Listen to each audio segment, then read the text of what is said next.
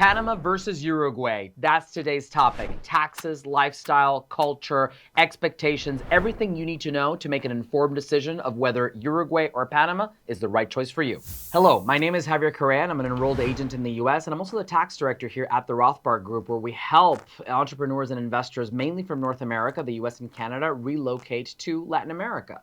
And so one of the most common dilemmas I see with our clients when they're looking at relocating to Latin America is, should I go to Panama or should I go to Uruguay? I mean, these are two of the most interesting countries in Latin America. These are two of the most tax-friendly countries in Latin America, and naturally, people are curious to understand how to choose one or the other and what are the advantages of one over the other. So without further ado, let's dive right in. Let's start with the culture. Panama has a very conservative, very traditional, old-fashioned, family-oriented culture, more of a red state vibe, versus Uruguay that has more of a blue state, progressive, more liberal vibe. Now, ultimately, I'm not saying one is better than the other. Everyone has to choose what works for them, but it is something you have to take into consideration when choosing one or the other. Let me give you some examples. Whereas in Panama, for example, you have marriage clearly defined as between one man and one woman, and the Supreme Court has ratified this as recently as 2023, and abortion is tightly regulated and restricted. In the case of Uruguay, abortion is widely available, and gay marriage has been legal since the early 2010s, as well as recreational marijuana. Uruguay is much more environmentally conscious, whereas Panama is more open to just continuing to use fossil fuels and so forth. So as you can see, the red state, blue state cultural divide can clearly be seen there. So that is number one element that I would consider.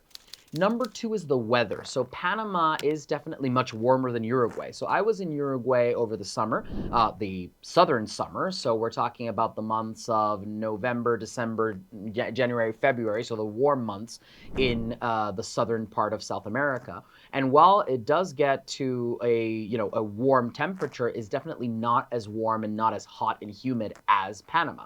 So if you're somebody who prefers a more of a moderate, temperate climate, dare I say almost like a Mediterranean style climate, then Uruguay definitely has a clear advantage over Panama. If you like more year-round, warm, tropical climate, dare I say very warm climate, then Panama definitely has an advantage here. Now, the other element, going back to lifestyle considerations that I would definitely take into account, is global connectivity. So for example, as an enrolled agent, I constantly have to travel back to the US for conferences, engagements, and business matters, banking matters, etc. And so I constantly travel to places like Washington, D.C., Miami, New York, increasingly Texas as well. And for me, that connectivity to North America is extremely important. And I know that for many of my Canadian and American clients, the situation is similar, or they're in a similar situation.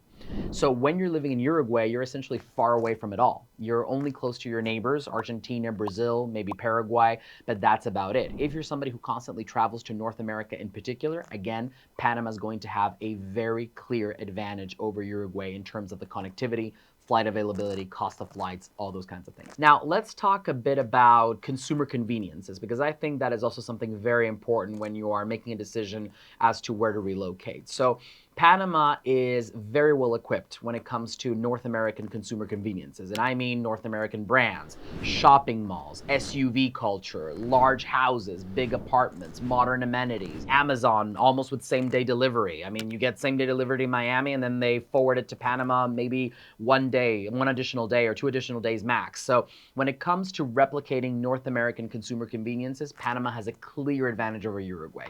Uruguay feels more like, a small Mediterranean island. Panama has a small population too, but there's a big concentration of it in Panama City, which makes Panama City, feel more Miami-esque. Uruguay definitely feels like a place where you have a slower pace of life. I would say that the overall vibe is more like, we're gonna pop open a bottle of wine in the afternoon, the little European cafe, people walking along, the boardwalk, around the Mar de la Plata.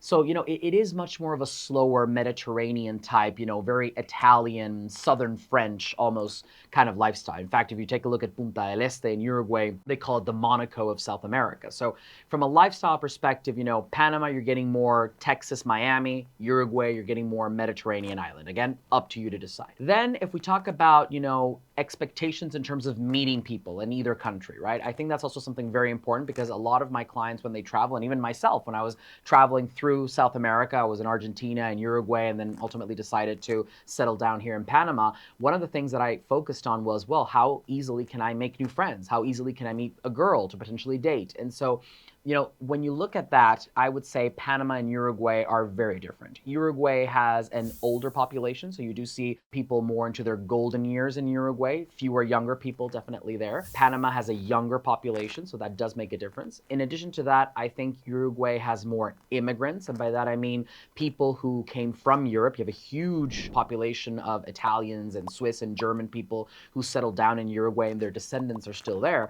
But these are people who essentially migrated to Latin America in the 1950s, 60s, maybe up until the early 70s, 80s, and then settled down there, and that's it. You don't get that same dynamic population renewal that you get in Panama. In Panama, you have more of an expat population. And that difference between immigrant and expat, I know can be a bit controversial, but the way I'm applying it here and I'm using it here is in the following. For me, an immigrant is somebody who comes to a country and literally settles down in that country and essentially, becomes a full part of that society. An expat is somebody who may be open to coming to a particular country for a given number of years, but is still connected back home, may come on assignment and then goes to another country and so forth. So I would say definitely Panama has more of that population. You see more people that are just on assignment in Panama for 3, 4, 5 years, and then they go back to their home country, or they're assigned to another country in the region. So in terms of always meeting new people, I do think Panama is definitely more dynamic. And again, there are a lot of people who also just choose to make Panama their permanent home. Again, yours truly, your host, is a perfect example of that. I have chosen to make Panama my home, and I will eventually apply for Panamanian citizenship. Now, another element to consider is the business culture, right? I think that's also very important. So if you're a young entrepreneur starting a business, you're running a startup, you are in that very Silicon Valley, very New York, Wall Street type mode, Brickell finance. Again, this is an area where I think Panama is going to have a clear advantage. In Panama, the business culture is just much more North American in nature. That means you have investment funds, you have banks, you have insurance companies, you have people raising capital for startups, you have a very crypto-friendly environment in Panama, you have tech startups that are being supported by the government, you have the Panama Canal at the epicenter of global trade. In Uruguay, the vibe is much more wealth preservation. We have certain wealthy people that are here and they put their money in safe investments and that's it. But you don't really feel that more of that entrepreneurial startup vibe.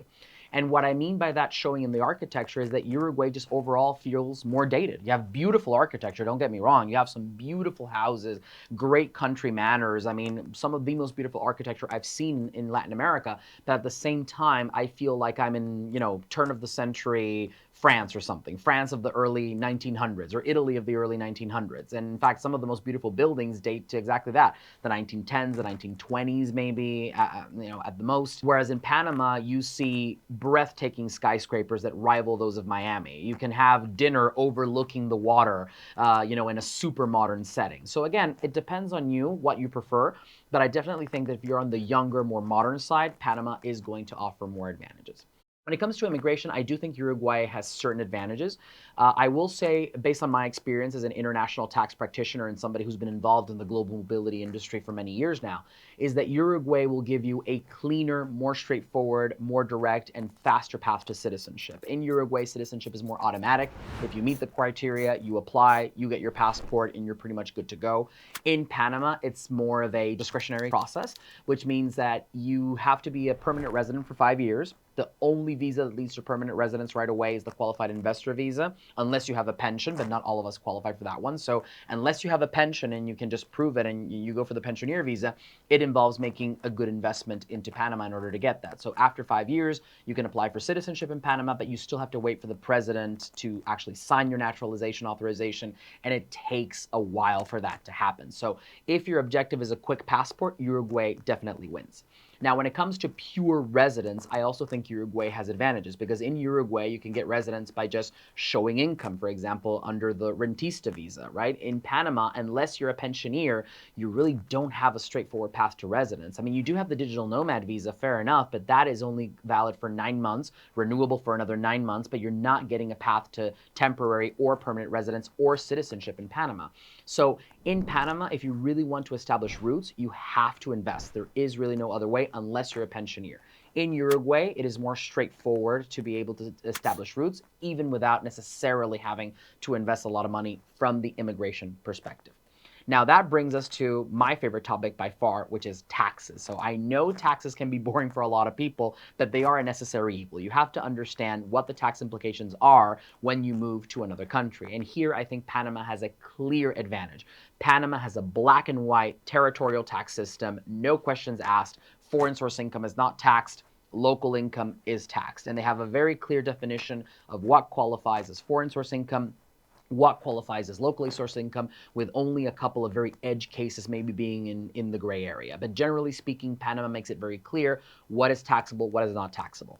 In Uruguay, you have a different situation. Uruguay has a semi-territorial tax system, which means that some foreign income is taxed, some foreign income is not taxed. Traditionally, passive income has been taxed, even if it's foreign, and active income, when foreign, has traditionally been exempt or beyond the scope of Uruguayan taxation. So with that regard, I would say Panama has a clear advantage. However, Uruguay does have an option where you can spend as little as 60 days in Uruguay and claim tax residence. That traditionally was tied to an investment in Uruguayan real estate of $500,000, give or take. But in 2026, they decided to make that a bit harder. So now, if you want to qualify for tax residence in Uruguay without spending 183 days in the country, you have to invest $2 million into Uruguayan real estate, or you have to commit to contributing $100,000 into a special fund they have in Uruguay every single year during the tax holiday period, and I'll get to explaining what the tax holiday is in a sec. So ultimately, Uruguay made its option more expensive. Panama, you just move here, spend the necessary days, and you're good. Uruguay, even if it does give you an option where you can spend fewer days, it does make it expensive in order to actually access it. And then my final point with regards to taxes is the tax holiday. So Uruguay does give you a pretty good tax holiday for a period of time, traditionally 11 years when you're a new tax resident. And for those 11 years, Uruguay does match Panama in terms of being a pure territorial tax system. And 11 years sounds like a long time, but at the end of the day, it is an expiration date. And when you're a young guy building a company, I mean, I think of what's going to happen the next year and 5 years down the line, 10 years down the line, even 15 years down the line. So for me, having an expiration date on a lot of my tax benefits was just not attractive. And Panama, just has a much better proposal where you move to Panama and your foreign income is just not taxed, period. You don't have an expiration date. It's just indefinite. It's the way the territorial tax system works in Panama. And then that brings me to another topic, which is globally banking. So Panama has a more interesting banking scene. Banks here can be complicated. They are slow. You have to know the right bankers. In many cases, I'm often frustrated with certain Panamanian bankers because sometimes I tell them it's like you don't want to have people's business because you make it so difficult to open the accounts. But when you know the right people, and because I'm here on the ground and I've been able to curate relationships with the top key bankers, when you know the right people, the Panamanian banking system is a great banking system to have within your portfolio. And I've been very happy with the relationships I've built and with the Panamanian banking portfolio that I've established both for myself, for Rothbard, and for my clients. And ultimately, I think that's something that I just could not have built in Uruguay. And then the final element that I think ties back to the culture is a bit of that European vibe when it comes to art, theater, ballet, things of that nature. I will say Panama is improving. However, I will give this one to Uruguay. I think if you enjoy fine wine and art and theater, then Uruguay does have an advantage. And again, it ties back to that more European, more dated type feel. And listen, that can be very wonderful for a period of time. When I go to Paris or Madrid, I definitely enjoy all of those things. But I felt that in my case, I needed to be more in a business-driven environment, more North American. And I know many of my clients have those similar objectives and priorities.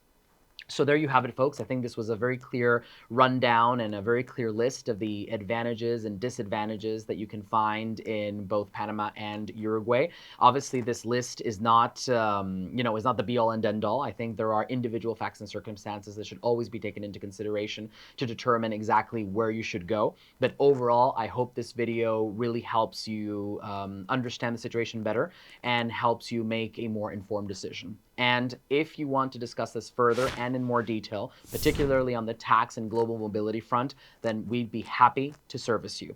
Rothbardgroup.com, and I'll see you in the next one.